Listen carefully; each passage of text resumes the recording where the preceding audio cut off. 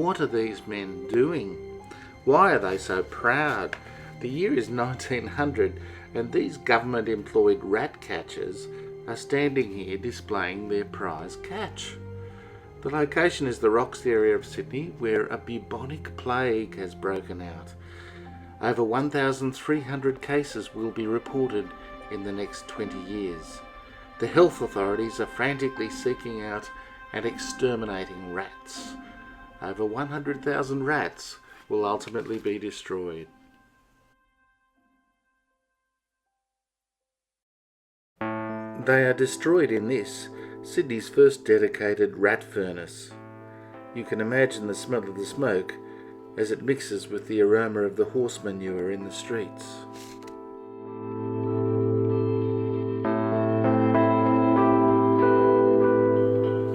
To fight the plague, the health department sent photographers to some of the poorest areas of the Rocks in Sydney to record the sordid conditions. These photos were in part to justify the rather rigid clean-up campaign, which involved the outright demolition of houses, as well as the spraying of whole streets with disinfectant.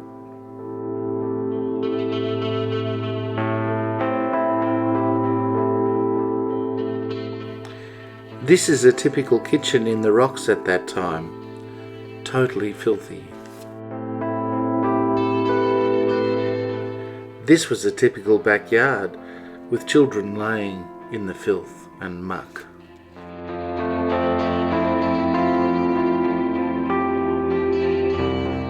And this was a typical butcher's shop. Anyone for steak and sausages?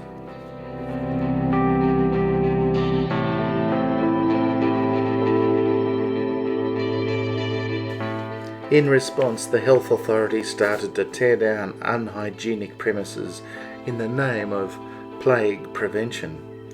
It could also have been that authorities had one eye on the forthcoming construction of the Harbour Bridge, which, of necessity, would also require the wholesale demolition of many parts of the Rocks.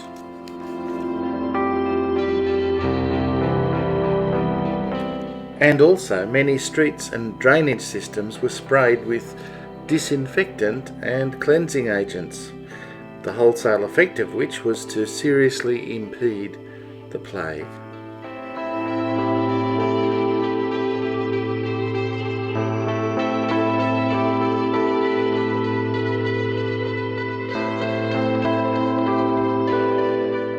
In the meantime, there was action happening at the other end of town, where many plague victims were actually buried, and new construction was about to occur.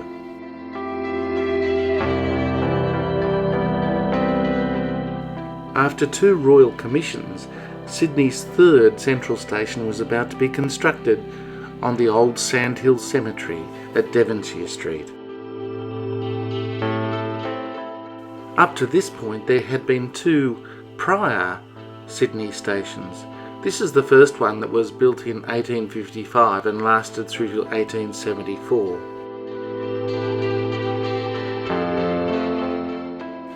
And this is the second Sydney Central Railway Station.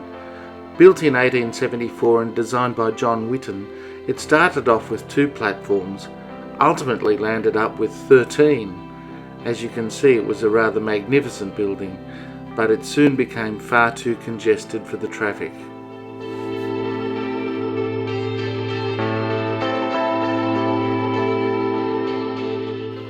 It is perhaps pertinent to note here that yesterday's railway workers were not dressed in high visibility vests. Occupational health was not a priority.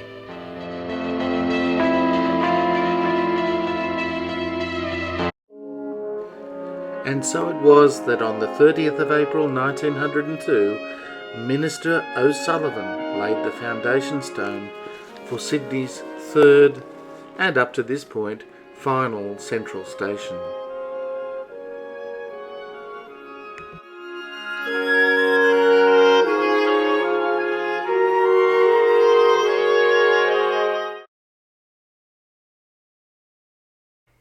And this was the site upon which the new Sydney terminal was to be built. Many famous landmarks.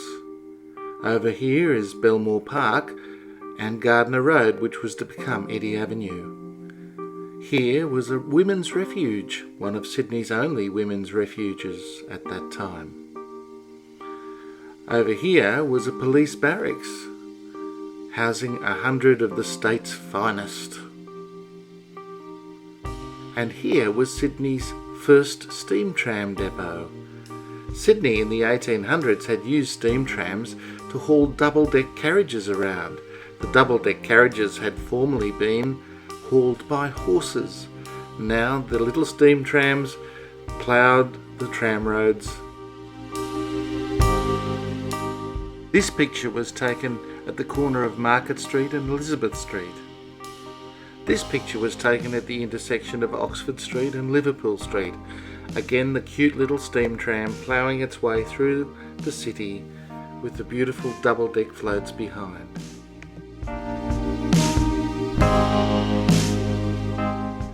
And this was the forebear of the State Transit Authority, a genuine horse bus, on the corner of Devonshire Street and George Street.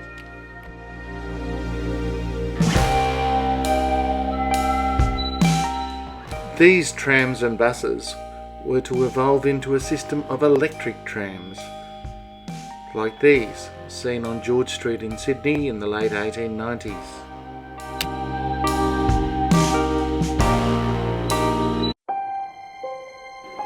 And the last area slated for removal for the construction of the new station was the Sandhills Cemetery on Devonshire Street.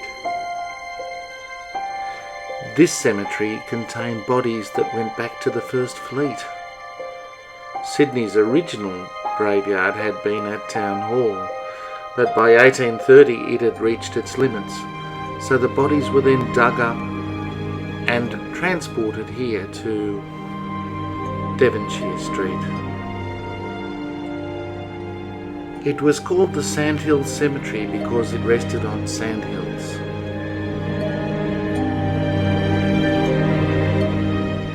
Much of the sandhills would ultimately be dug away in order to construct the station. This is a view of the cemetery from Devonshire Street itself. Today this is actually the site of the pedestrian tunnel.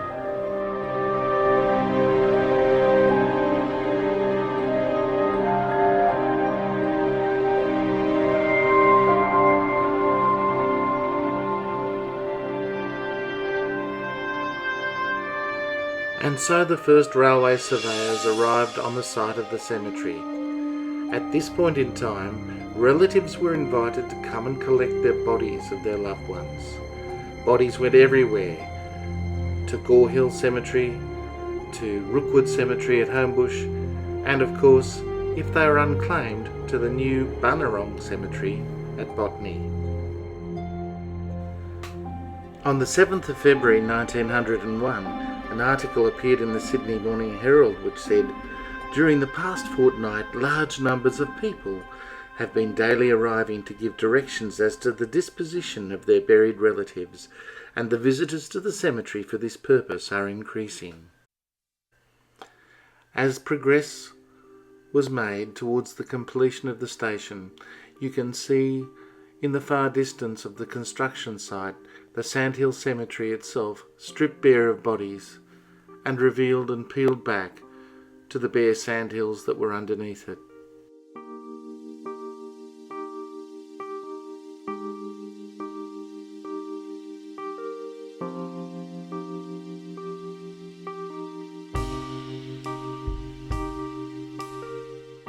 On the 4th of August 1906, the new station terminal was now open.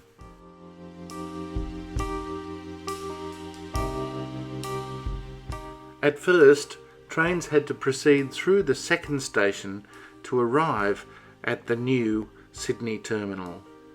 This is a view of the end of one of the platforms of the current central station, looking through at the second Sydney terminal.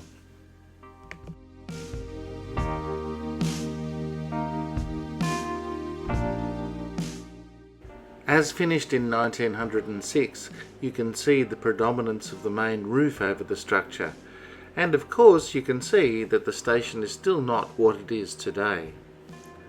During World War I, construction of the clock tower started. The clock itself was not to be finished till 1921. Other floors were also added to the building during this period. But in all this, what about the unclaimed bodies? The bodies came out here to Eastern Suburbs Cemetery. When they moved the bodies, there were some 30-odd thousand headstones. Today, only about 2,000 are left.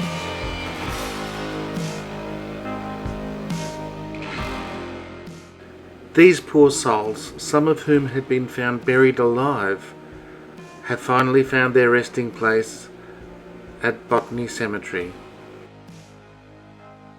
Many of these graves had been disturbed twice in their existence.